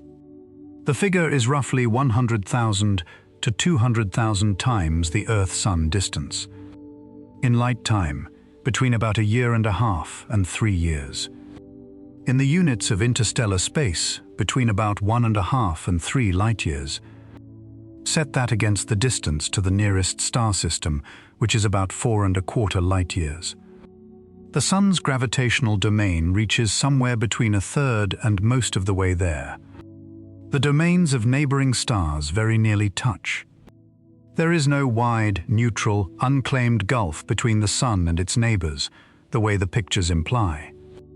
There is a boundary somewhere out in the middle where one star's authority gives way to another's, and the boundary is not at the halfway point, because the neighboring system's principal stars are less massive than ours, and their domain is correspondingly smaller. Astronomers give this domain a name and a formula. It is the sphere of influence, computed from the mass of the star, the mass of the galaxy lying inside the star's orbit, and the star's distance from the galactic center. Expressed in the unit professionals use for interstellar work, the answer comes out at roughly half a parsec, which is a good example of how a unit can flatten a number. Half a parsec sounds like very little. It is 100,000 times the distance from here to the Sun. At that distance, what would the Sun be? Not a disk, certainly. Not a source of warmth, not remotely. It would be a bright star, brighter than anything in the Earth's night sky, and utterly ordinary in kind. The sunlight arriving there is 10,000 million times weaker than it is at Earth, and it plays no role in anything. A body sitting at the gravitational edge is warmed by nothing at all, and sits within a few degrees of the temperature of empty space. The boundary is also not fixed, and this is where the last rung becomes genuinely strange. The Sun orbits the center of the galaxy, completing one circuit in roughly 230 million years. As it travels, the galactic environment around it changes. The density of nearby matter varies, the tide strengthens and weakens, and the Sun's own vertical oscillation through the galactic plane, on a cycle of tens of millions of years, changes the strength of the pull. The gravitational edge of the solar system therefore breathes on a timescale of tens of millions of years, growing and shrinking as the Sun moves through the galaxy. Stars pass nearby with some regularity as well. On average, a star comes within about 1 light-year of the Sun once every few 100,000 years. Each such passage disturbs the outer shell, and each disturbance can strip objects away or reorient the orbits of those that remain. The consequence is that the solar system is leaking. Objects near the boundary are held only weakly, and the balance tips back and forth, and over the lifetime of the system, the majority of the bodies originally thrown outward have probably been lost.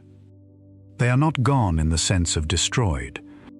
They are simply no longer ours, drifting freely through the galaxy, part of a population of unbound objects that must be enormous, and that we have only recently begun to detect as it passes through. That leaking population is not hypothetical any longer.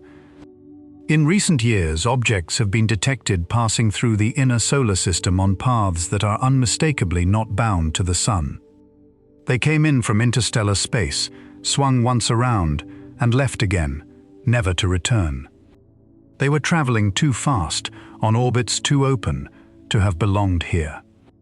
Each of them is presumably a body that once belonged to some other star and was lost from its outer shell in exactly the manner described. The traffic goes both ways, and it has been going both ways for as long as there have been stars with shells to lose. The reverse also happens. Objects can be captured, weakly and temporarily, from the same drifting population or from the shells of passing stars. The outermost boundary is not a wall but a tidal zone, with material moving both directions across it on timescales of millions of years. A body can be inside the solar system, then outside, then inside again, without anything having happened to the body itself. The membership changes because the arithmetic changes. And this is the number the whole episode has been climbing toward. At the current speed of the fastest departing spacecraft, reaching the gravitational edge of the solar system takes on the order of 30,000 years. Reaching the nearest star system, which nothing is aimed at, takes on the order of 70,000 years. There is a way of putting the whole ladder into one image, and this is the place for it.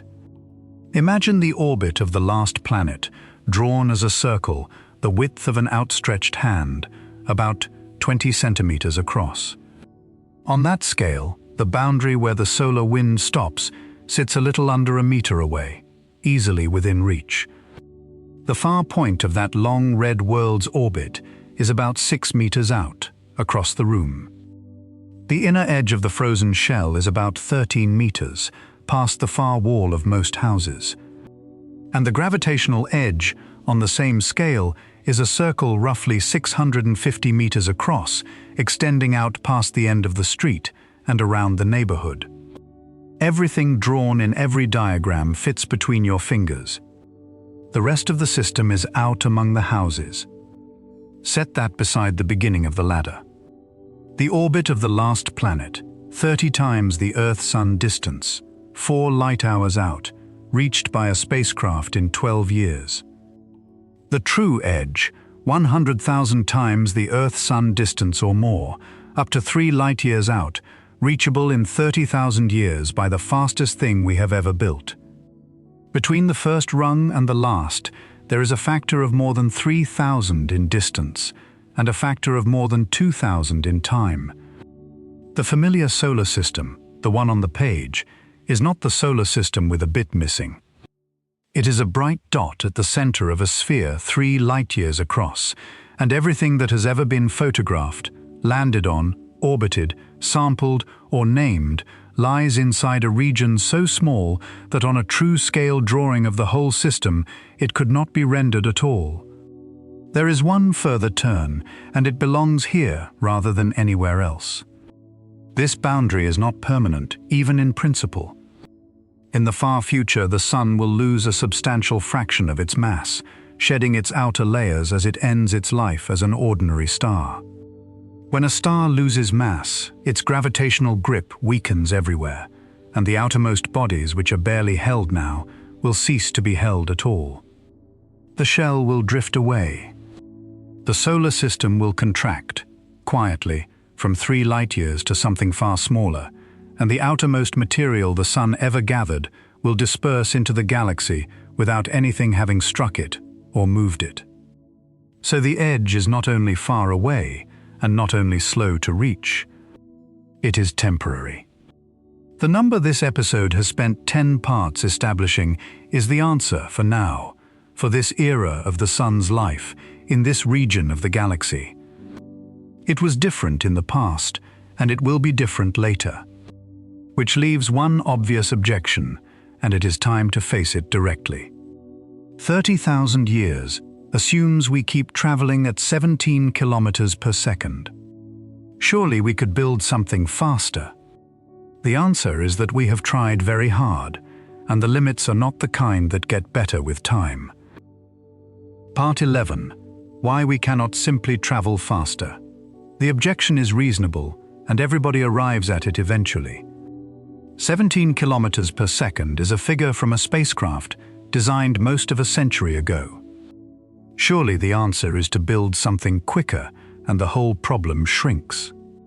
The reason that does not work is not a failure of engineering.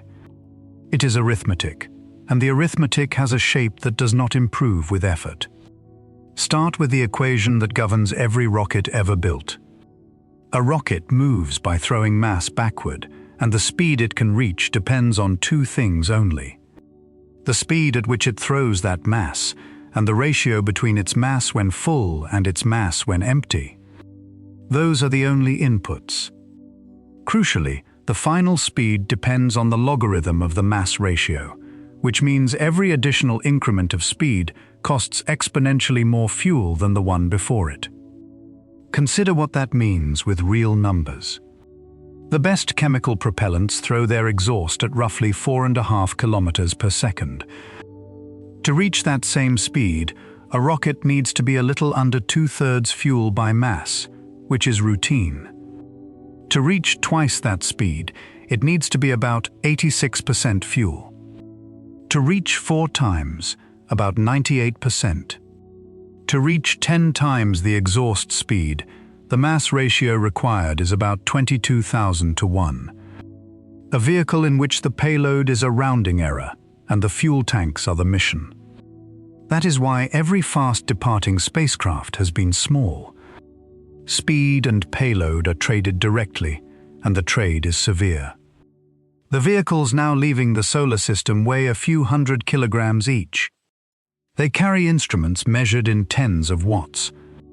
There is no version of this in which a large, capable, well-equipped machine departs quickly, because large and quick are the two things the equation refuses to combine. The way around the equation is not to carry the energy at all, but to borrow it. A spacecraft passing behind a moving planet is pulled forward by that planet's gravity, and because the planet is itself moving around the Sun, the spacecraft leaves the encounter with more speed relative to the Sun than it arrived with. Nothing is created. The planet loses exactly as much orbital energy as the spacecraft gains, an amount so small it could never be measured, but real nonetheless. It is the closest thing to free travel that celestial mechanics permits. The technique is extraordinarily effective, and the record-holding departure speed was achieved with it, rather than by any advance in engines. A single vehicle was passed from one giant planet to the next, gaining at each encounter, until it left the planetary system faster than anything before or since. But the technique has two hard limits, and both matter. The first is that a gravity assist is bounded by the speed of the planet doing the assisting. You cannot take more than the geometry allows, and the giant planets move at a few kilometers per second in their orbits. There is no arrangement of the planets we have that yields a departure speed dramatically greater than what has already been achieved. The technique has been more or less used up. The second limit is timing. The alignment that allowed a single vehicle to visit the outer planets one after another occurs roughly once every 175 years. It is not something that can be scheduled, waited for, or improved upon. It either falls within a period when you have the ability to launch, or it does not. The most productive journeys in the history of exploration happened because a rare arrangement of planets coincided with the first few decades in which humanity could launch anything at all. Here is the fact that puts the whole problem in its clearest light. The fastest object humanity has ever built is not one of the departing probes. It is a spacecraft that flies close to the Sun, and at its nearest approach it moves at well over 190 kilometers per second, more than 10 times the speed of anything leaving. And it will never leave. It cannot. The speed it has was gained by falling toward the Sun, and everything gained falling inward is precisely what must be paid back climbing out. It is bound, permanently, on an orbit that will never take it anywhere. The fastest thing we have ever built is also the thing most thoroughly attached to the Sun, and the two facts are not a coincidence. Speed near the Sun and escape from the Sun are close to opposite achievements. Falling fast and getting away are different problems, and solving the first with great success does nothing whatever for the second. It is worth stating the escape requirement plainly, because it explains why departure is so much harder than it sounds. To leave the Sun's gravity entirely, starting from the Earth's distance, an object needs a speed of about 42 kilometers per second. The Earth is already moving at about 30 as it goes around the Sun, and a spacecraft launched from Earth inherits that motion for free. Launch in the direction the Earth is already traveling, and most of the requirement is already met before the engines light. That inheritance is the single largest gift available to anything leaving, and it is why every departure is timed to use it, and why the direction of departure is chosen by the calendar rather than by preference. 5 vehicles are currently on paths that will take them out of the solar system. 2 are still transmitting. The others fell silent long ago, one of them while still inside the icy band, and they continue outward as inert objects that nothing can now track. Their speeds cluster between roughly 11 and 17 kilometers per second. That narrow band is the entire practical range of what humanity has managed to send outward in the whole history of spaceflight. There is something unusual about that record. It has stood for around half a century, and there is no successor.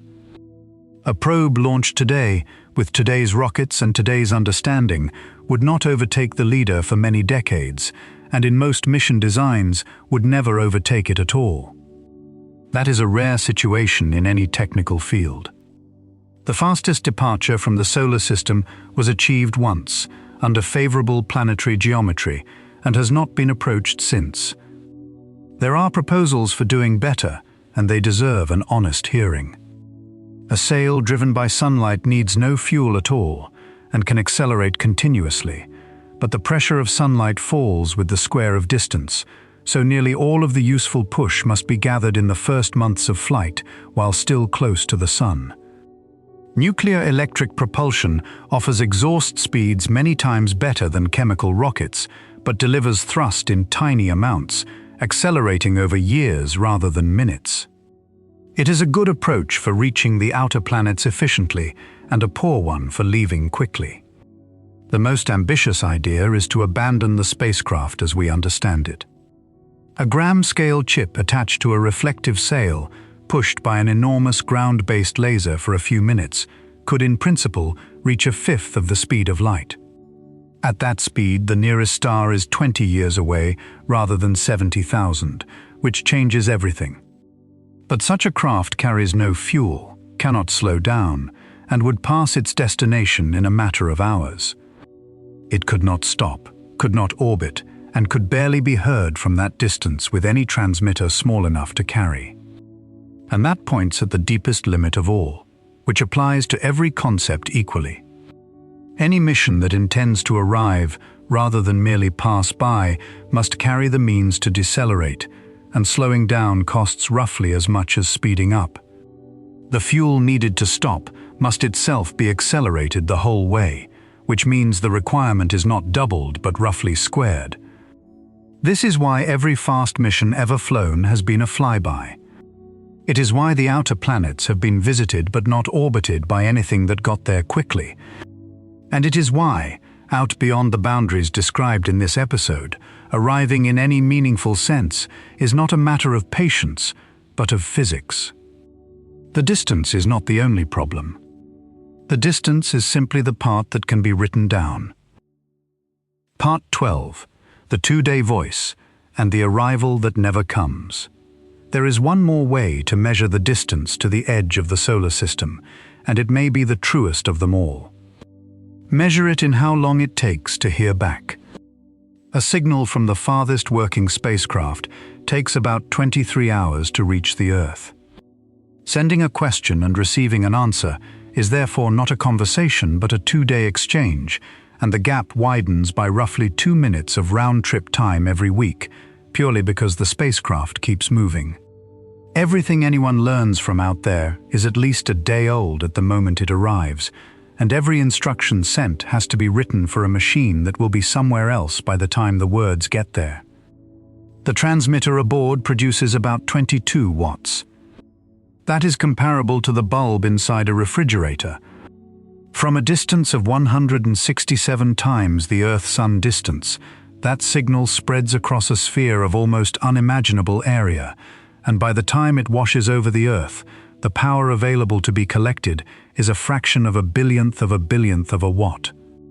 It is among the faintest signals human beings have ever deliberately listened for. Hearing it requires dish antennas 70 meters across, receivers cooled to within a few degrees of absolute zero to keep their own electronic noise from drowning the message, and the knowledge of exactly what frequency to listen on and exactly when to listen. The signal is far below the natural background hiss of the sky. It can only be recovered because we know precisely what pattern to look for, and can add up the faint traces of it over time until the pattern rises out of the noise. The message is not louder than the silence. It is simply more organized. The data comes back slowly. Science measurements arrive at rates measured in tens to a few hundred bits per second. A single ordinary photograph at that rate would take many hours to send. This is one reason the departing spacecraft no longer return images at all. The cameras were switched off decades ago, partly to save power and partly because there is nothing out there to photograph, and the last pictures either of them took were of the planets receding behind them. The power itself is running out, on a schedule that was known before launch. Electricity aboard comes from the heat of decaying radioactive material, converted directly into current with no moving parts. The decay is exactly predictable, following a half-life of about 88 years, and the output falls by roughly 4 watts every year. It began at several hundred watts. It is now well under half of that, and the decline does not stop or slow. So the instruments are being switched off, one at a time, in an order decided years in advance. Each shutdown buys another year or two for the ones that remain. Heaters have been turned off, exposing instruments to temperatures far below anything they were tested for, and several have continued to work anyway, decades past every design assumption. But there is an end to that arithmetic. Eventually there will not be enough power for any instrument, and after that, not enough for the transmitter, and then the signal will simply stop. What happens next is the part worth holding on to. The spacecraft do not stop. They continue outward on exactly the same course, at exactly the same speed, silent. They will pass every boundary this episode has described.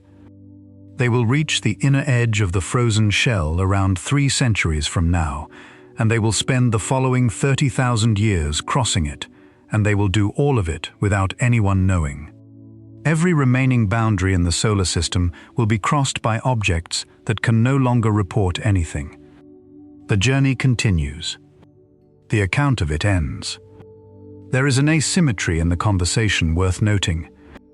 The signal sent from Earth is transmitted at tens of kilowatts, thousands of times more powerful than the reply, because it is far easier to build an enormous transmitter on the ground than to carry one across the solar system. We shout, and we are answered in a whisper, and the whisper is the half of the exchange that has to travel the same distance. Holding the exchange open at all requires something else that is quietly running out. The spacecraft's antenna must stay pointed at the Earth to within a fraction of a degree, which means the vehicle has to know where the Earth is and hold that orientation. It does so with small thruster pulses, drawing on a supply of attitude control fuel that was loaded before launch and has never been replenished. When that supply is gone, the antenna will drift off target and the signal will be lost, regardless of how much electrical power remains. There are therefore 2 separate clocks running, and either of them can end the conversation. There is also a reason it mattered so much that there were 2 spacecraft rather than 1. They left on different headings and crossed the boundary on nearly opposite sides of the solar system, 6 years and several units of distance apart. Having 2 meant the boundary could be shown to be uneven, to sit at different distances in different directions, and to move. A single crossing would have been a data point. 2 crossings made it a shape. Which brings the episode to the question underneath all the others. Suppose something did survive the trip. Suppose a spacecraft arrived, fully instrumented, at the edge of the solar system, however you have chosen to define it. What would arrival actually consist of? The answer is nothing. Not nothing much. Nothing at all. When the first spacecraft crossed out of the Sun's plasma bubble, its situation did not change in any way that could be seen. The stars were the same. The Sun was the same, a brilliant point in a black sky, still by far the brightest object there. There was no wall, no shimmer, no boundary layer visible in any direction, no marker of any kind. A camera pointed anywhere at all would have returned identical images before and after. The most significant crossing in the history of exploration produced no observable event. What it produced was a change in account. Particles from the sun dropped away. Particles from the galaxy rose. A number in an instrument moved, and the number was transmitted, and more than a year later, on Earth, after considerable argument, the crossing was declared to have happened. The date assigned to it was chosen retroactively, once the community had agreed which measurement should count. That is not a shortcoming of the science. It is the accurate description of what happens when a boundary is defined by a criterion rather than by a surface. The outermost boundary is worse in this respect, and the point is worth being precise about. The gravitational edge is defined by a balance of forces, not by any property of the local material. Crossing it changes nothing detectable. There is no instrument that could be built, of any sensitivity, that would register the moment an object passes out of the sun's domain, because nothing local changes. A spacecraft would cross the true edge of the solar system without any possible way of noticing, and would carry on exactly as before. The transition is not even clean in space. The boundary is ragged. It moves. The nearer one breathes in and out by several times the Earth-Sun distance across the Sun's 11-year cycle, so a spacecraft approaching at 3.5 times the Earth-Sun distance per year can spend years gaining ground that the boundary then takes back. Both departing spacecraft recorded not a single crossing of the inner shock, but several, passing out and finding themselves back inside as the boundary washed over them like a tide over a stone.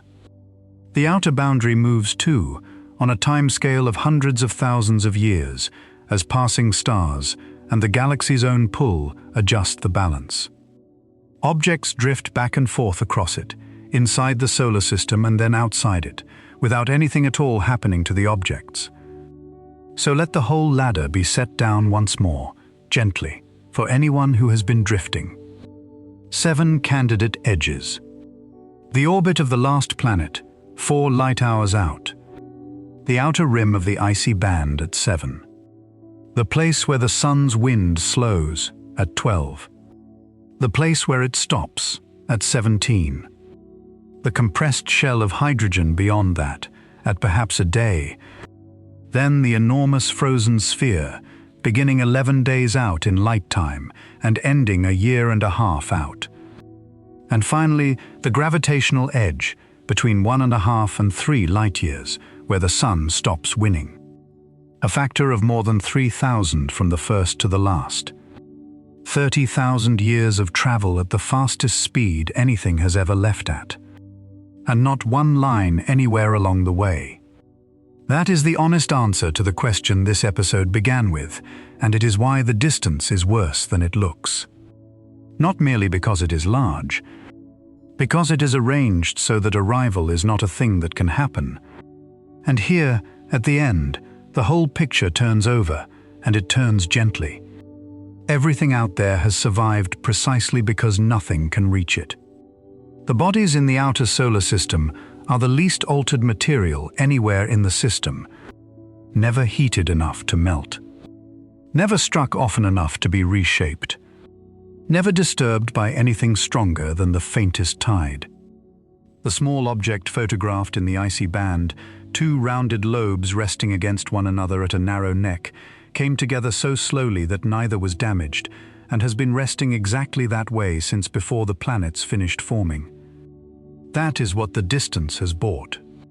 If the outer solar system were reachable, it would have been changed, the way everything reachable is eventually changed. Its remoteness is the reason it still holds the original material, unmixed and unmarked, in the condition the system was assembled in. The same arithmetic that defeats every attempt at arrival is the arithmetic that has kept the record intact. The departing spacecraft share that condition now. In interstellar space, there is nothing to corrode them, nothing to weather them, and almost nothing to strike them. Long after their transmitters fall silent, they will remain recognizably themselves, drifting outward at a steady 17 kilometers per second, intact for far longer than the civilization that made them is likely to last, and quite possibly longer than the Earth's surface will stay habitable. They will not arrive anywhere.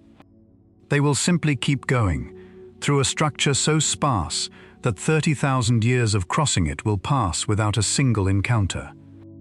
And so the edge stays where it has always been, somewhere out in the long fade where the sun's hold quietly runs out, too far for anything to arrive and too far for anything to disturb.